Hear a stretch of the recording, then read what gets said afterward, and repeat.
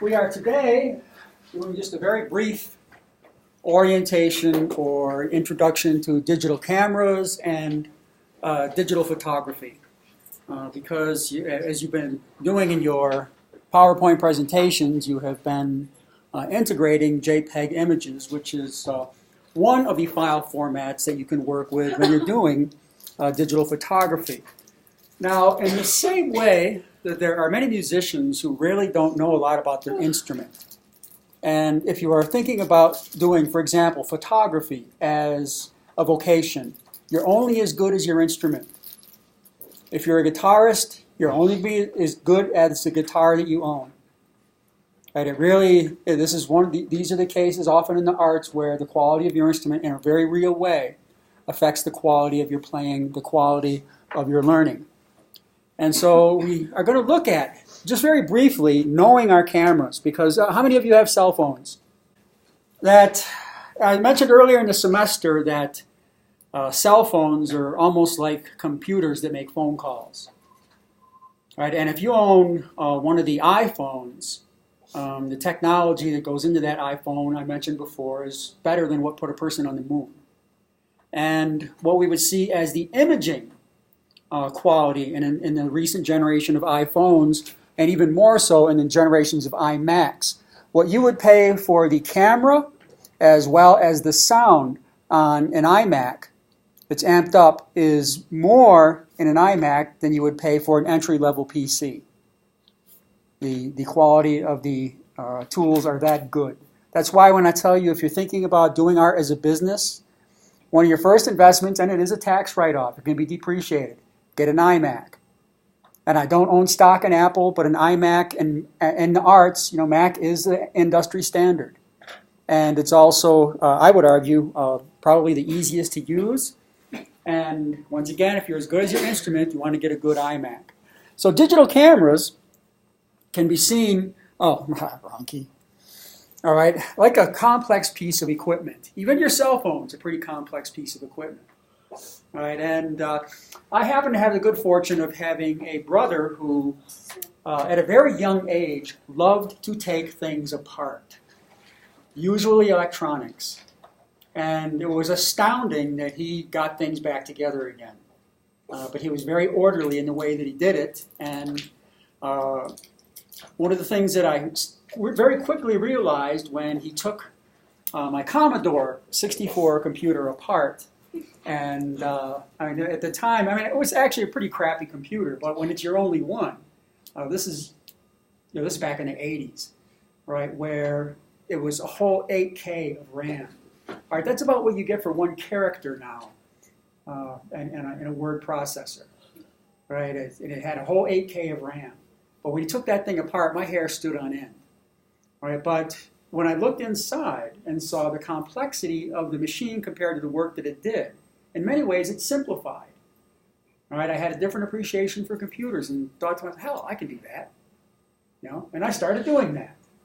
All right, and that's one of the things that often irks me with some of the newer iMacs is they have become so proprietary that if there are components that I would want to switch out, I can't do it.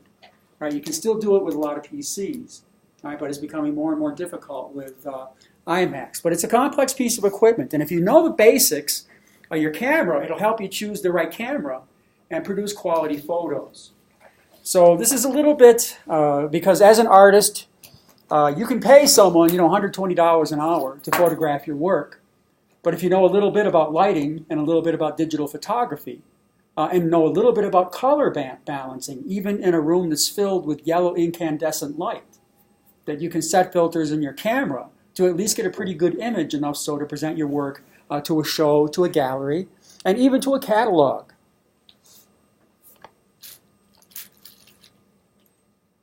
Doing that again. So what is a digital camera? It's in essence a camera that takes video or still photographs. And a lot of, all of you have cell phones, do they all shoot movies? All right, one of the things that I would love to have here is the cell phone movie contest. All right, where you create a movie that's 1.5 minutes long, and you can only use your cell phone. And you've got to tell the whole story in 1.5 minutes. You use your cell phone to record the video, and then you've got a story. Really, if you can't do it in 1.5 minutes, you don't have a story. Commercials are done in 20 seconds, and you get the whole story. And so it's, a minute and a half, man, that's bliss. But it takes still or photographs by recording images on a light-sensitive sensor. And when we're looking at digital photos, photos are made up of pixels. All right, these are picture elements. And we look at the difference between DPI versus PPI. DPI is dots per inch. All right, that's how a printer is going to print an image. All right, and so if you're looking at our HP printer there, you can adjust the DPI, and it will affect the image quality. All right, and that's dots per inch. And if you were to look at an image, I think I mentioned this earlier in the semester. If you look at newspaper photographs with a magnifying glass, you can actually see those photographs are made up of hundreds per inch of dots. All right, in varying gray tones. Right, as are the characters on the newspaper. As compared to when you're doing printouts, right, you're still doing dots per inch, but they're very often at a higher resolution. As compared to pixels per inch, and this is where we look at how a monitor is going to display the image, as well as how your camera is going to capture the image. Pixels are really important. And there is and I really want to amplify on pixels being really important and having an understanding, because the resolution of a digital photo, and that's what we're working with in here, is its pixel dimensions. Right, not the dots per inch, that's the printout. Pixels is how it's going to be captured as well as displayed. And then digital cameras use megapixels to actually specify the dimensions of its photos. Now, something that's often people who are first getting into digital photography, they think that because it has a really high megapixel rating, all right, this has 22 megapixels, they think, wow. And they can look at one that's 10 megapixels and think, I want the 22 because, more must be better. No. The image quality that's captured and then later on displayed depends on other factors. Right? But it does help you determine, in essence, the largest size of prints that you can make without distortion or sacrificing image quality.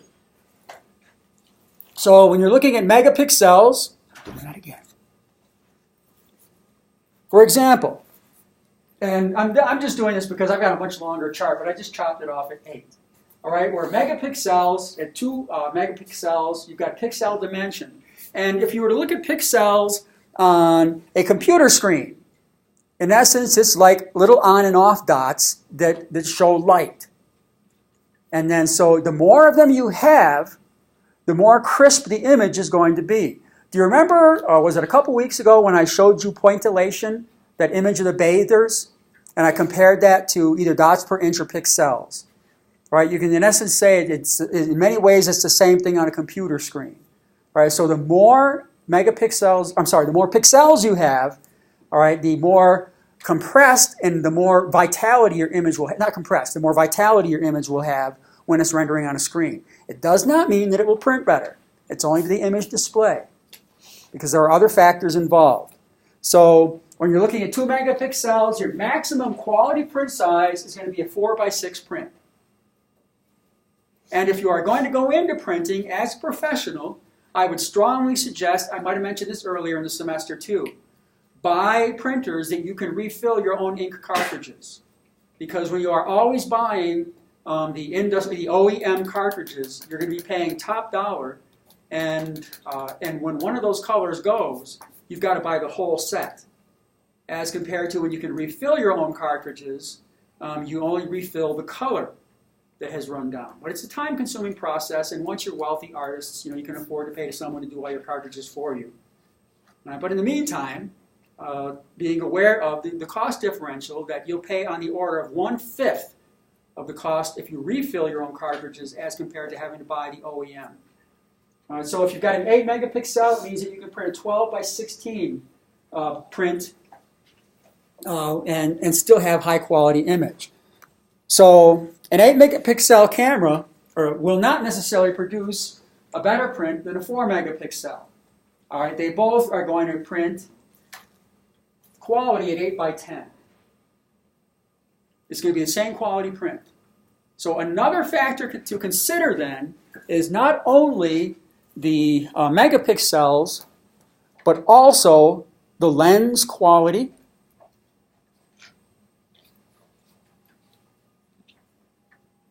your talent, and something I will show you in a little bit. But when we consider digital cameras, what we call an LCD, you have LCD computer screens, by the way, too. Right? In essence, it's a thin, flat device that can display color, monochrome images. All right. So in essence, this camera here, it's a Canon. It's an old Canon that I still like to keep on standby. All right, but I've got a viewfinder on the back. You've all seen these before on someone's digital camera. And what's wonderful with this is that I can use either the optical viewfinder, but I also can use, oh no, not this one. I'm getting this confused with my other one. All right, I can only use the optical. All right, something that often happens when you're using an optical viewfinder is that you get a little bit of displacement. All right, and they call it parallax. Right, in other words, when I point that camera at a scene that I want to capture, I'm going to turn that off. All right, that there's actually going to be a slight displacement. In other words, I may have the lens pointed here, but because of a factor in the lens, as well as the transfer of the lens to the viewfinder, they call it a displacement. Right, and that is the parallax displacement. So while I think I'm getting this, I'm actually getting this. Right, so, but many of the low-end digital cameras are going to have the optical viewfinder. The ideal, then, is to have an electronic viewfinder, or EVF, where the image is directly captured by the lens and is projected electronically to a miniature display viewfinder that actually shows you what the lens sees. Now, I have a Canon Rebel TS3i, and I forgot to bring the body, but we'll see if this is charged enough. And what I can be sure is that whatever I'm seeing coming in my lens will be the same image through the viewfinders because it's being rendered electronically. Right, so it's corrected for that kind of displacement. And when we're looking at the back of a digital camera such like this, the OSD, the on-screen display, all right, is the information that we have about camera settings, and all of this is variable. So we have a lot of control over the quality of the image and the number of images that we can shoot with a camera like this, as well as the format of image that we can shoot. So we might have the ultra-compact digital cameras, and a version of the ultra-compact would be what we would see in a cell phone. All right, the ones that you can buy in a dime store and carry them in your purse. Disposable digital cameras. All right, they're ultra-compact. They're relatively inexpensive.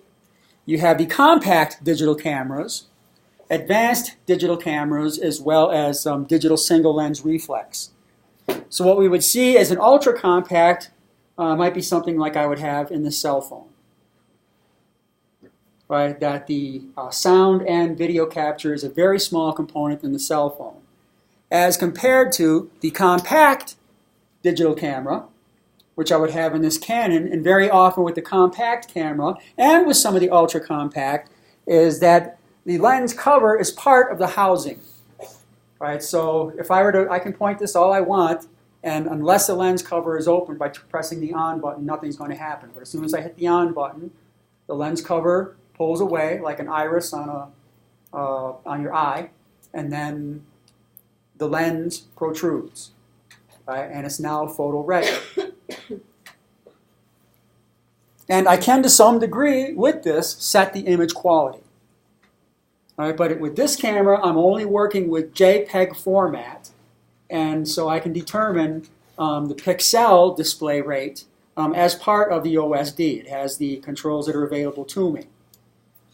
As compared to the advanced digital camera, and I didn't bring a copy of that with me. I have an icon at home, all right, that would fall within that category, and then the DSLR, all right, the digital single lens reflex.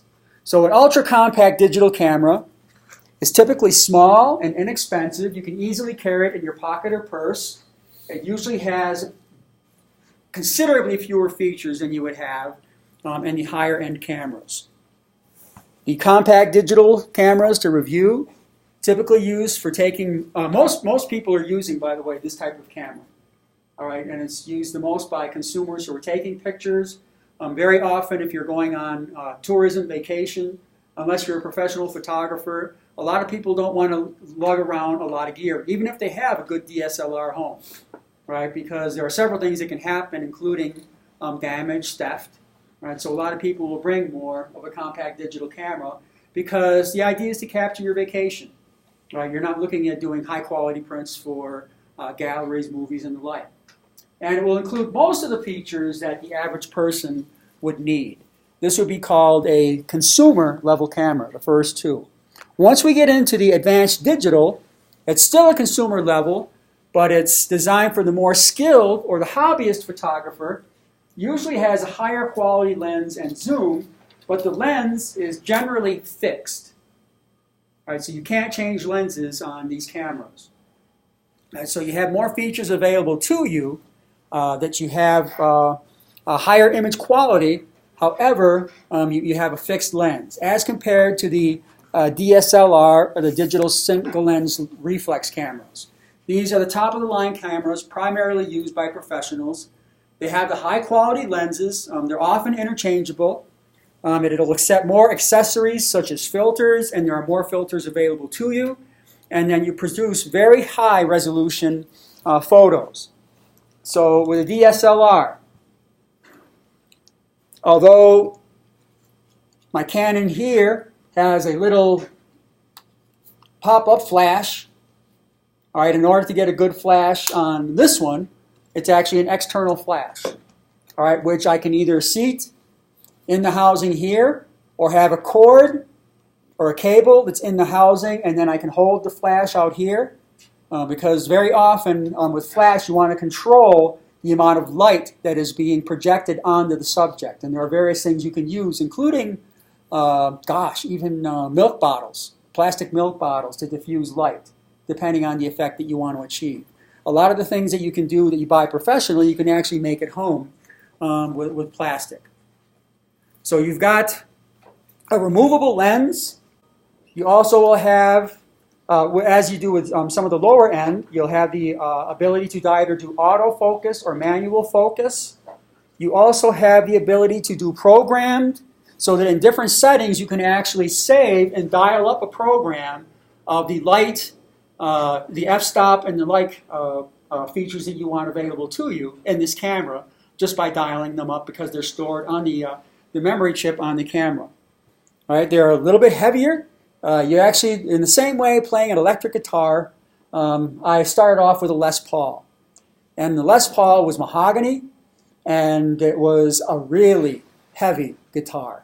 That if you wore that guitar for more than an hour, you'd have a neck ache for quite a while. You actually had to work up to it. It was like lifting weights.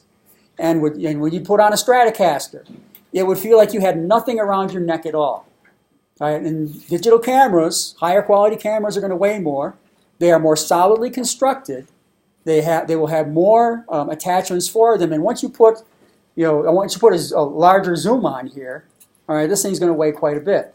You also want to be aware that the lens caps are not fixed, so you've always got to be sure that you have a lens cap. And if you've got a lens cap, you want to make sure if you're taking on and off that you've got a little appendage that will allow you to slip it on and off very quickly. And once you start to go into the more professional digital photography, you start to realize, you spend as much time dealing with your accessories, maybe even more so than you actually do in the photo shoot.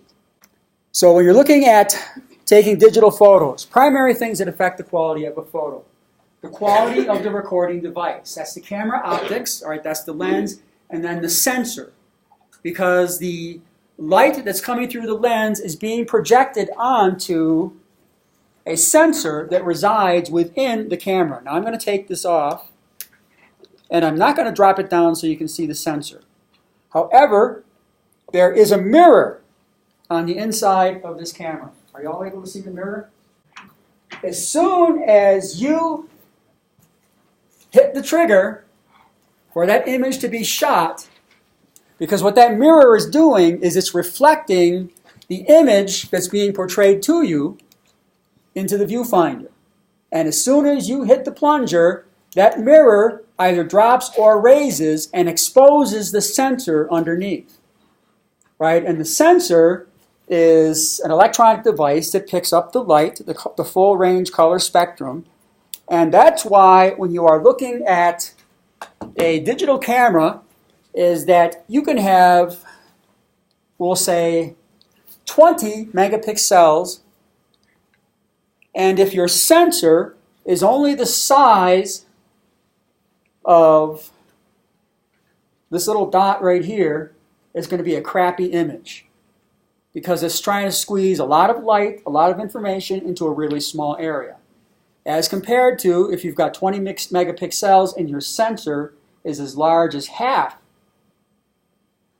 of this phone, you're going to have a really high quality image. So you really want to look at sensor also.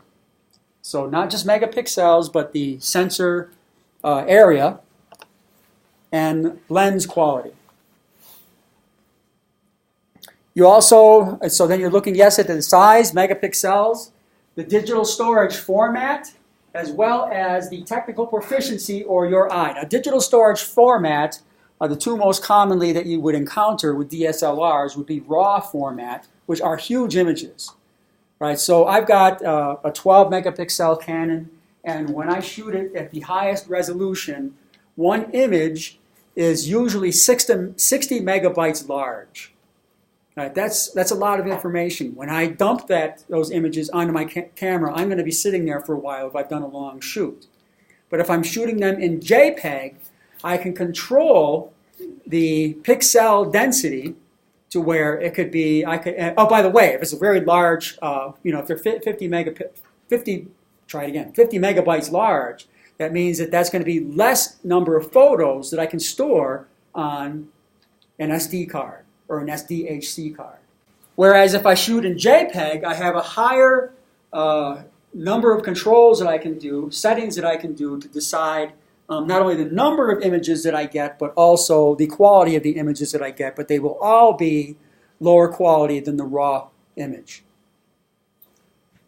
But you also have to have a good eye. And there is a tendency when people are shooting photos is to always put the subject of the photo where? Dead center. That's boring. All right, that's often portraiture. All right, but one of the ways that you create dynamism in photography and make your images more interesting is what's called the rule of thirds.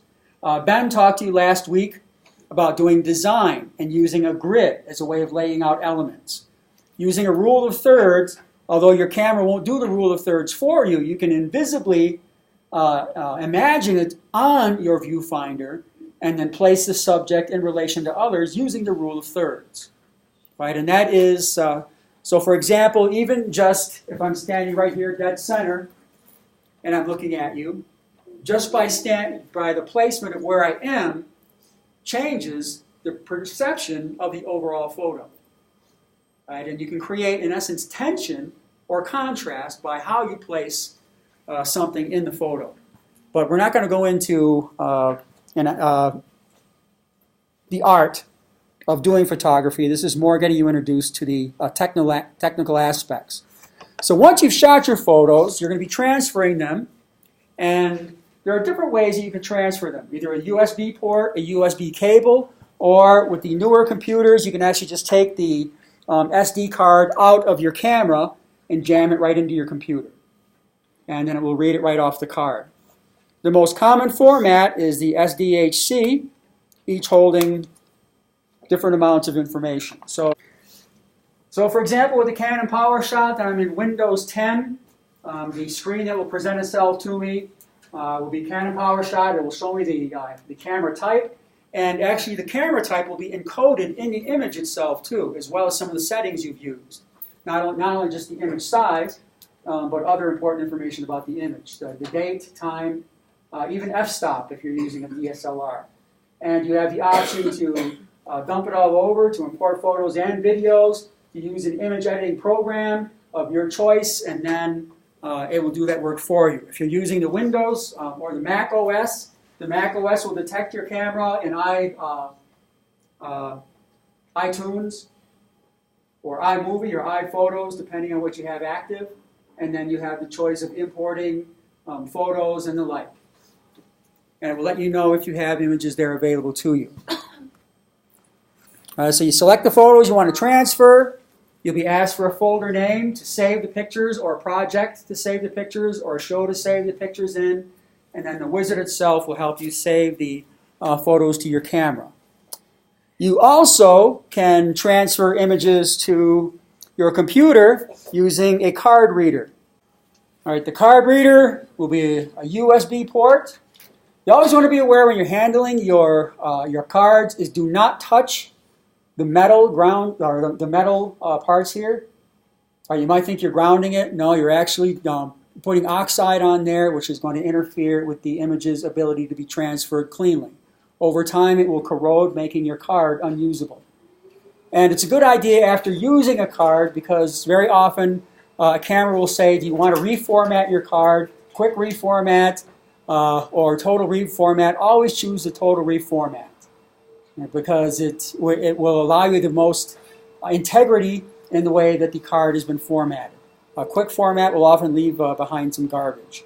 When you just stick the card into the reader, you stick that into the USB port, and then you can pull the images off in a different way. But I would say that this is a more granular way of doing it, because it will open up and it will just open that subdirectory, and then you can go right to that subdirectory rather than looking at all of the other information. So some cameras store photos on memory cards. So you want to make sure you remove that card from your camera, insert it into the computer, and then it's going to appear as another drive on your computer. You'll actually see, it'll either say no name, or it may say Canon, it may, whatever make the card is, it will show it as a little SD card or SDHC card icon. And then when you just double click on that, you can export the images to your computer, and then you would drag it to the trash can in a Mac, for example, to get the card back off of, oh, come on. Just one of those days. And then editing your pictures.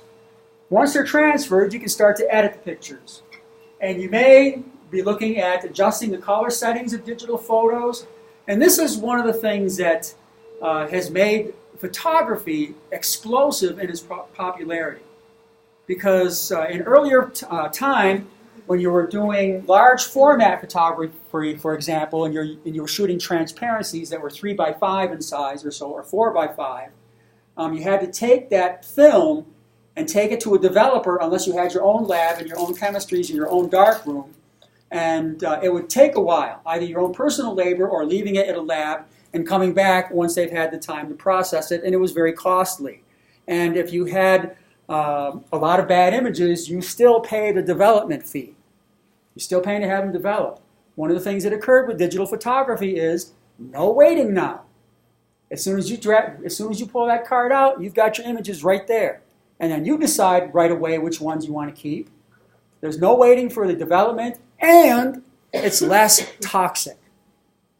They found a high correlation with liver and spleen as well as lung cancer of people who worked in photo labs. Why? You're breathing in toxic chemicals. Color is toxic, and processing color is toxic. That in order to, for example, to get a really rich blue, you need a lot of cobalt. And cobalt is a highly radioactive as well as toxic metal. And many of your color formulas are made up of heavy metals. So that's another thing to consider if you are refilling your own cartridges. Always be wearing either nylon or latex gloves. Because if you get that color on you and you do it repeatedly, you start to run the risk of some type of incidence of cancer. They're finding a high correlation in people who work with color and various forms of cancer.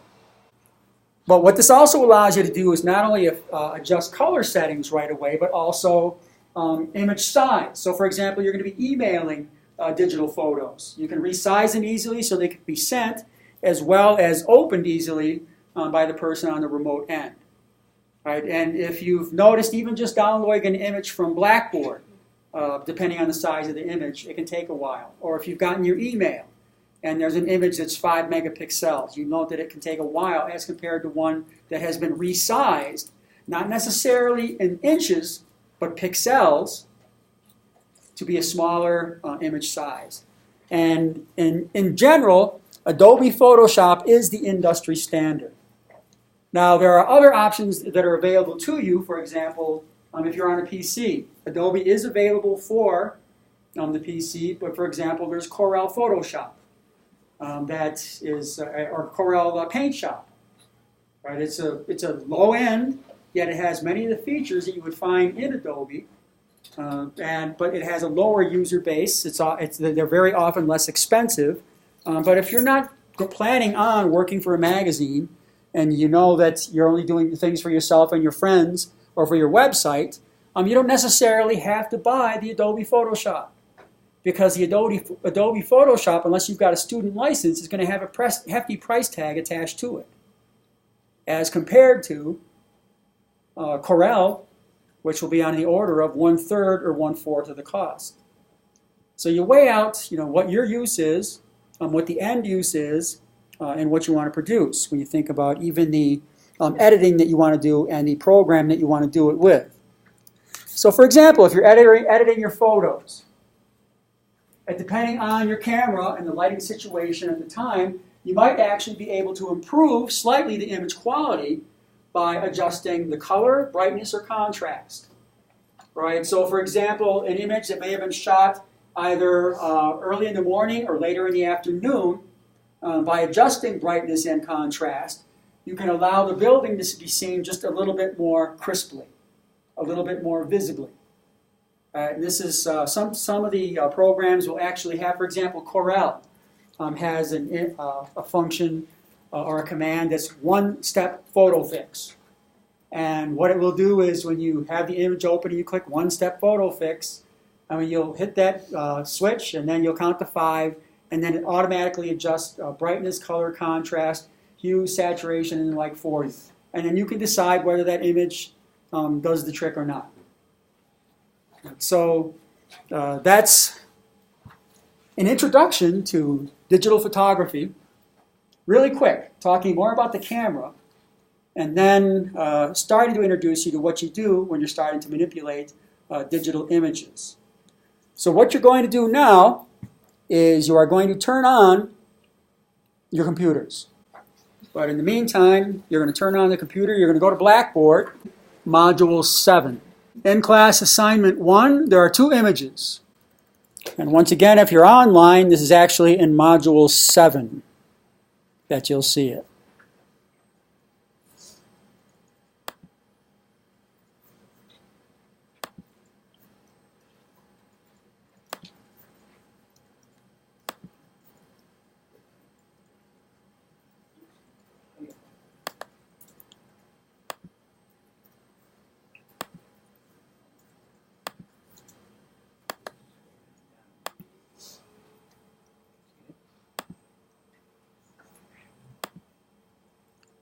Once you have them downloaded to your desktop, in your Finder, down in your dock, click, click your Finder so that you can search for applications, and the application is going to be Adobe Photoshop. It may be down in your dock already. It will say PS, Adobe Photoshop CC PS.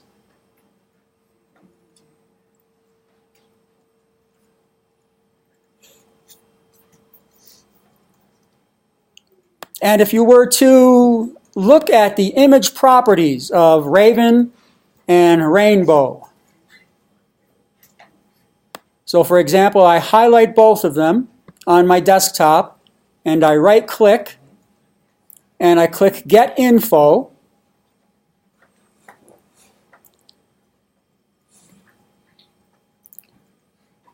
It gives me information about the camera on which that image was shot. So the device make is a Canon. That's the EOS Rebel T3i. The color space is RGB as compared to CYMK. That I'm not using red eye. It tells me the F number, exposure program, all right, which in essence was pre-programmed in, but it also tells me the file name as well as the size of the photo. So it's a JPEG image, and that is in essence almost 1.3 megabytes on the disk. All right, so that's the image properties for either. And then I could, in info, add tags if I wanted to. All right, so I could put little identifiers in there if I wanted to for easier recall later on when I'm doing image searches once I have huge numbers of photographs and I'm a world-renowned photographer.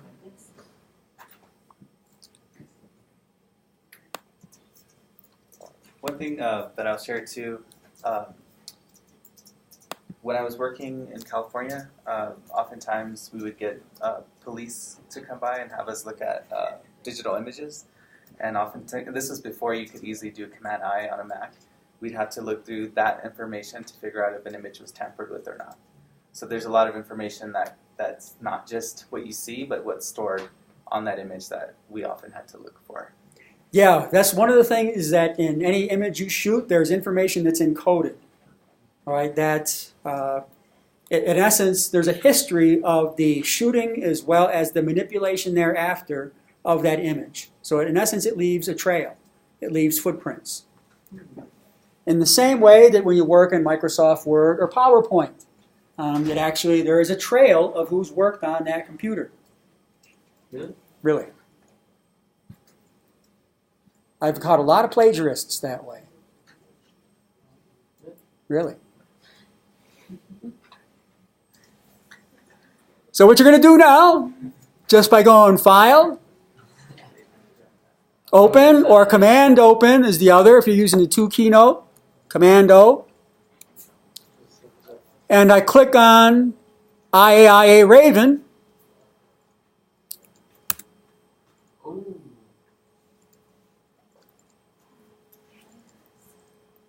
The Raven appears.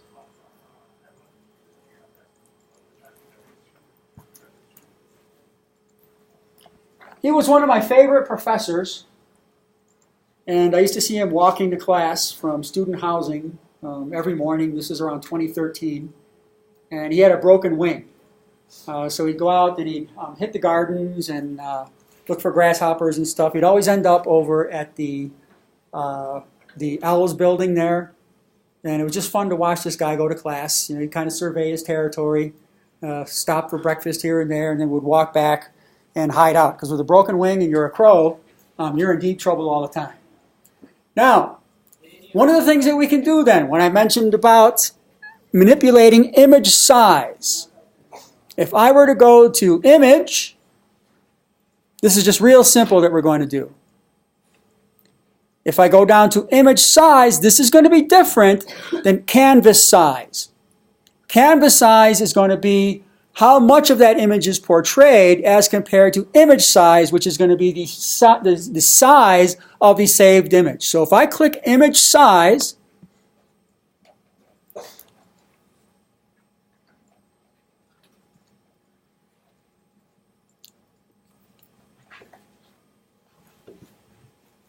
I have several choices in front of me.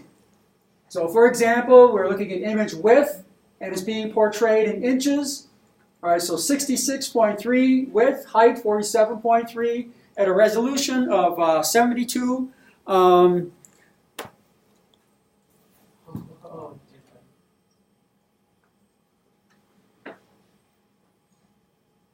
y'all with me so far? Yeah. And you'll note that there is a little icon that looks like a chain link. What that does is if you have it linked like this, any change that you make in width is going to be applied proportionately in height as compared to if you were to unlink it, if you made a change in the width, the height would stay the same. So if you want to make proportionate changes in the width and height for that image size, you would make sure it stays linked. We're going to leave it at 72 pixels per inch, but if you want to change it, because you have the option to change it to centimeters, pixels, percent. So if you look at pixels, for example, It's changed inches into pixels. How many pixels would fit within a square inch of display or printout? So what you're going to do, I want you to go back to inches. And we are going to change the width. So we're going to change it from 66.306, and we're going to drop it to 33. So if I just hit 33,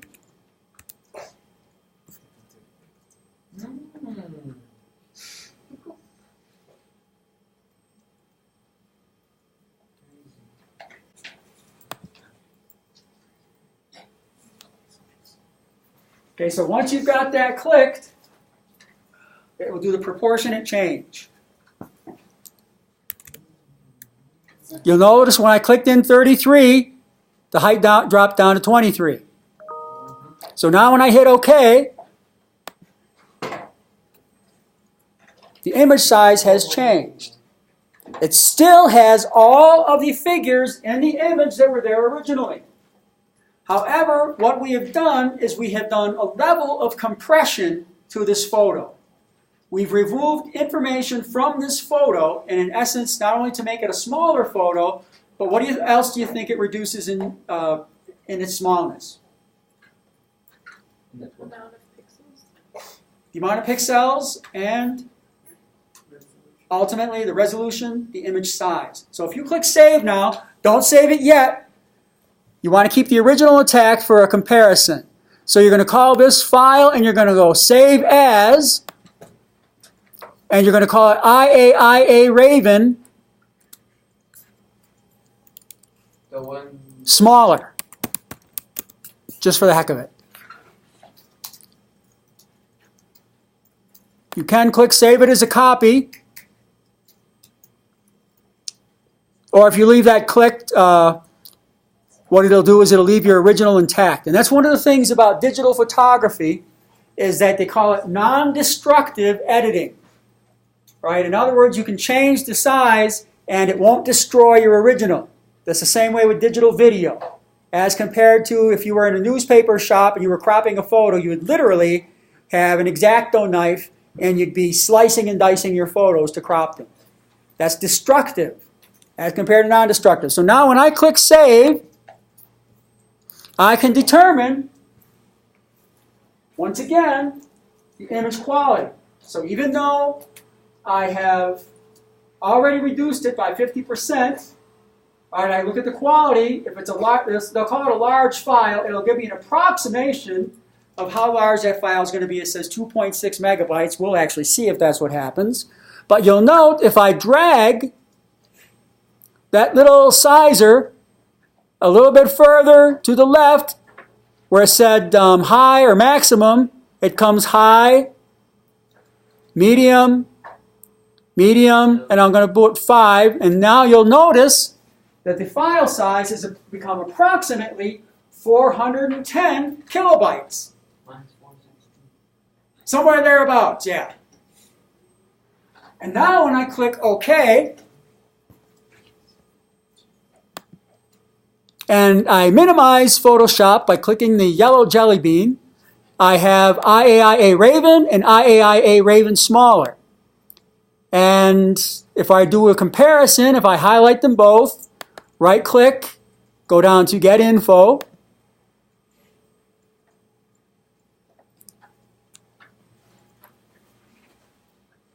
you'll see that the dimensions have changed. It's kept the camera information intact, but you'll see that the image size is 414 kilobytes as compared to 1.1 megabytes. And if I were to open both of those images, if I just highlight them, one of the things I could do is I could right-click, open with, and I've already got Photoshop open, so when I click, oh, I opened the wrong Photoshop. Crap, I did CS5. Well, bear with me. So I've got IAIA Raven open in one tab, and then IAIA Raven open in another tab, and if I click back and forth on the tabs,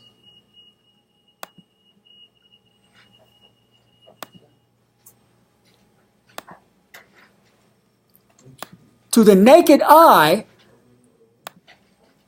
they don't look that much different. But if you were to zoom in quite a bit,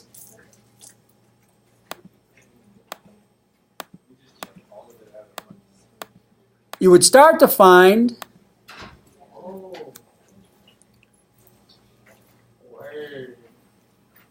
what they call artifacts, or little distortions in the image as a result of a compression process. Which one is that one? This is the Raven Smaller. Oh yeah. This is going to print really poorly. But on a website, when you're not trying to print and you want something to load fast, that's the image you would be more likely going with. Because the way it's displayed on the screen, your eye is fooling you to think that it's a complete image that's rendered pretty well until you zoom in. So determining even the end use of whether it's going to be deployed to the web or printed. Right, so that's changing the image size.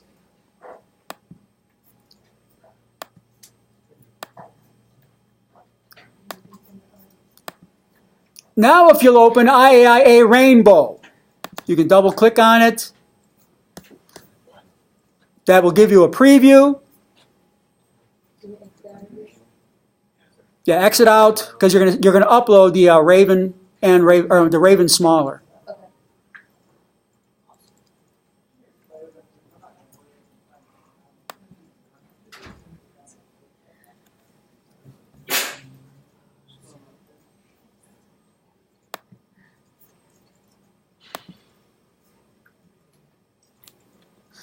Another thing you can do in Adobe Photoshop is it gives you different options if you want to see it full screen by clicking a tab at the top as compared to fit screen.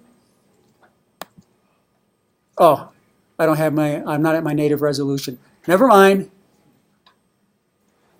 So now I've zoomed in just a touch.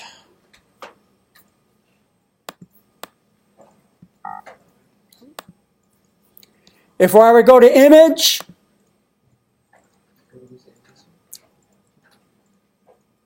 now if I've got a really good eye, I might try auto tone. And if I click auto tone, or if you can do the 3 keystroke command,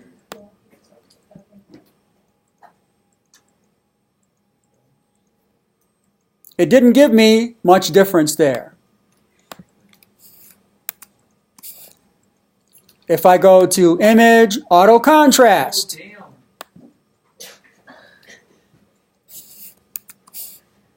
Image, auto color.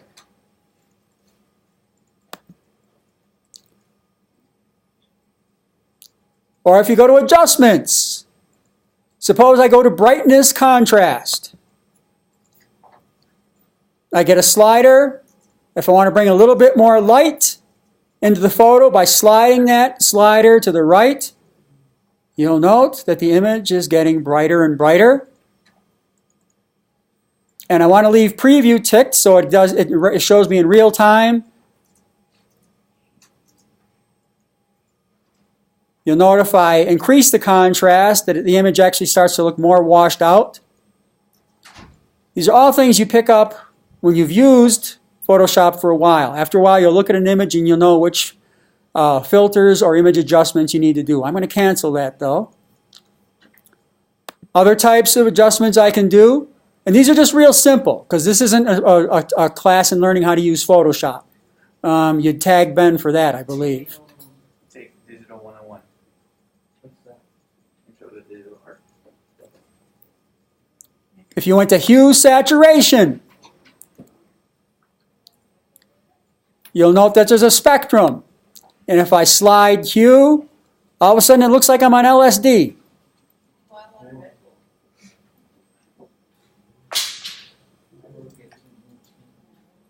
All right, that sometimes depending on the quality of light that you are shooting in, you can make corrections at a much more granular level by adjusting hue, saturation, and lightness. You know, for example, with saturation, if I drag it to the right, I mean, it starts to look almost like a comic book color. as compared to when I drag it to the left, it drops a lot of the color out and it starts to look more sepia tone or monochrome on this particular image.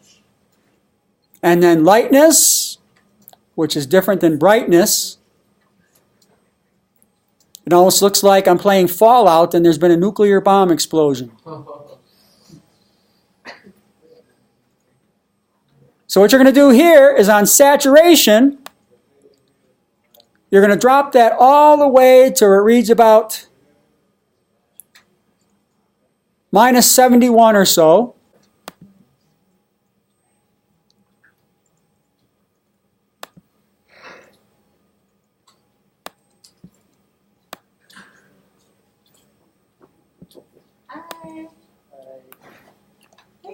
Hello. And you're going to save that image as rainbow hue, H-U-E.